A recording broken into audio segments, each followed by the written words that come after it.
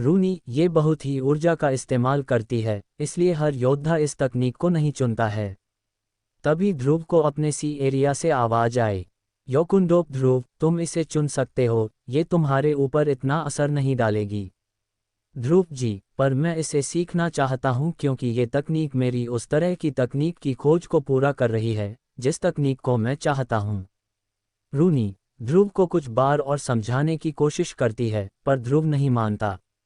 ध्रुव को न मानता हुआ देख रूनी भी अपनी कोशिश को छोड़कर अपने लिए किसी तकनीक को चुन लेती है।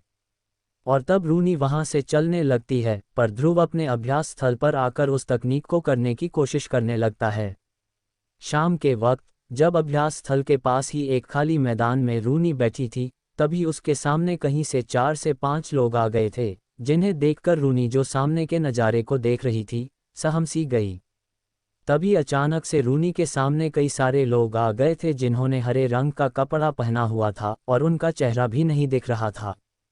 तभी एक आदमी की आवाज़ आई, चलो इस लड़की को सबक सिखाओ।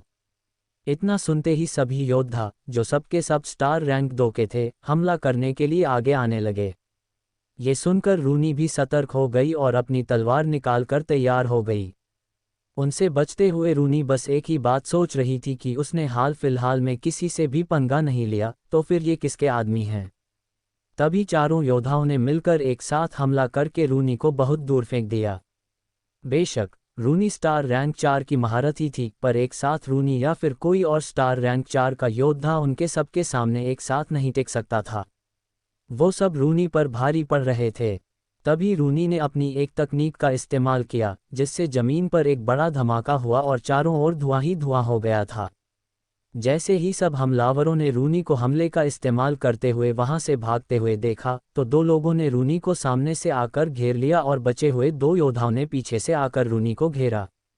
तभी एक योद्धा बोला, कहाँ भाग के जा रही हो? अब तुम्हें हमसे कोई नहीं बचा सकता है। रूनी, पर मैं चिल्ला तो सकती हूँ, तब तो मेरे लोग ही जाएंगे। उसकी चिंता तुम मत करो, हमने पहले ही इसके इंतजाम कर दिया है। यहाँ आसपास के क्षेत्र में कोई भी यहाँ की आवाज़ को नहीं सुन सकता है। रूनी मन ही मन परेशान हो गई, शिट, ये जगह पहले से ही ऐसी है कि यहाँ कोई भी नहीं आता, पर अब तो इन्होंने ये भी कर दिया। इधर ध्रुव उस तिलिस्मी बीस्ट शेर को खाना खिलाकर अभ्यास स्थल पर आया था, क्योंकि ध्रुव अपना कुछ सामान भूल गया था जो उसे यहाँ से लेना था। जब ध्रुव उस जगह के पास से होकर गुजर रहा था, तब उसे कुछ परछाई सी महसूस हुई जो उसके ऊपर से होकर निकली थी। ध्रुव अपने आप से, लगता है मुझे कुछ वहम हुआ है। तब ध्रुव अभ्यास स्थल में गया। उसने अपना खाने का खाली डिब्बा लिया और वहां से चलने लगा। तभी फिर से ध्रुव उसी जगह से होकर निकलने लगा। तभी एक छोटे से छेद से ध्रुव की नज़र दूसरी ओर गई। उसे देखकर ध्रुव समझ गया था, ध्रुव, इसका मतलब कुछ देर पहले जो मैंने महसूस किया था वो सच था। तब ध्रुव ने उस गेट से होकर छिप के देखा। ध्रुव, देखने से यहाँ तो बहुत ही गड़बड़ दिख रही है। उस लड़की को खतरा है, पर यह लड़की यहाँ क्या अपनी मौत को दावत देने आई थी? और लगता है इसी का फायदा इन चारों लोगों ने उठा लिया। ध्रुव वहां जाने ही वाला था कि वह उस लड़की को बचा सके, पर ध्रुव के, अगर मैं ऐसे गया तो मेरे और माँ के लिए बहुत बड़ी मुसीबत खड़ी हो सकती है, और अगर अभी माँ के सामने मेरे योद्धा होने की सच्चाई आ गई तो पता नहीं माँ कैसा बर्ताव करेगी। तभी ध्रुव की नज़र अपने कपड़ों पर गई, जो ऊपर से अलग रंग के पर अंदर से काले रंग के थे।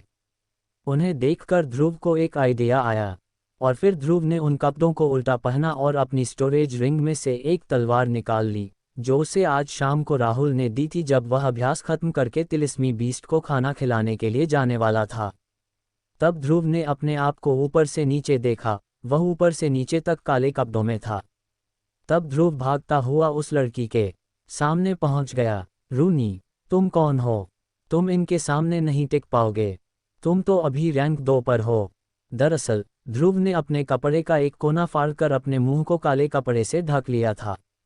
ध्रुव ने रूनी के सवाल पर कुछ नहीं कहा। तभी हमलावरों में से एक हमलावर बोला, क्या बात है लड़के, तुझे अपनी मौत का कुछ ज्यादा ही इंतजार है क्या? देख, शांति से बात मान ले, तू हम सबसे नहीं लड़ पाएगा। ध्रुव ने अपनी आवाज को भारी किया। ध्रुव, तुम बहुत बड़बड़ करते हो, सारे के सारे तुम्हें किसी ने तमीज नहीं सिखाई है क्या? दूसरा हमलावर, ये लड़का कुछ ज़्यादा ही होश में आकर हीरो बनना चाहता है। देखा तो इस कुत्ते को इसकी असली औकात, फिर देखते हैं क्या ये फिर से हीरोगिरी दिखा पाता है। ध्रुव, अजी, यही तो हमारी उम्र है, अब न दिखाएंगे तो कब दिखाएंगे? तब फिर ध्रुव ने रूनी से पूछा, क्या तुम थोड़ी देर तक और लड़ सकती हो, इतना कि हम इन्हें लड़ते हुए यहाँ से बचकर भाग सके? रूनी, हाँ, क्यों नहीं। और फिर रूनी खड़ी हुई और ध्रुव व रूनी ने एक साथ मिलकर हमला कर दिया। देखते ही देखते रूनी और ध्रुव ने लड़ते हुए चारों को बहुत ही अच्छे से संभाला हुआ था। तभी चारों ने ऐसे उन दोनों को चारों ओर से घेर लिया और देखते ही देखते ध्रुव और रूनी एक दूसरे के इतने करीब थे कि दोनों की पीठें एक दूसरे से चिपक रही थीं। तब रूनी, वैसे तुम तलवार बहुत अच्छी चला लेते हो। ध्रुव, वैसे यहाँ कोई आवाज़ सब क्यों नहीं सुन के आ रहा है? रूनी, इन्होंने ऐसी तकनीक को इस जगह के कुछ एरिया में लगा दिया है जिससे यहाँ की आवाज़ बाहर का कोई भी नहीं सुन सकता है। ध्रुव, ऐसा क्या? हमें यहाँ से बस निकलना है। जैसे हम भागते हुए रुकें तब तुम ऐसे हमले करना जिससे आसपास धमाके की आवाज़ आए। रूनी, ठीक है, आखिर क्या होगा आगे? और क्या बस यही वजह थी ध्रुव के चेहरा छिपाने की? और किसके आदमी थे ये सब? क्या ये सब शिवम के थे या वीर के? या फिर था मुकुंद का अपना ही कोई अलग प्लान जिसे वो कामयाब करना चाहता था? अगर आपको इन सभी सवालों के जवाब चाहिए तो बने रहिए मेरे यानी आरजे सिद्धार्थ के साथ, सिर्फ पॉकेट एफएम पर। Thanks for all readers.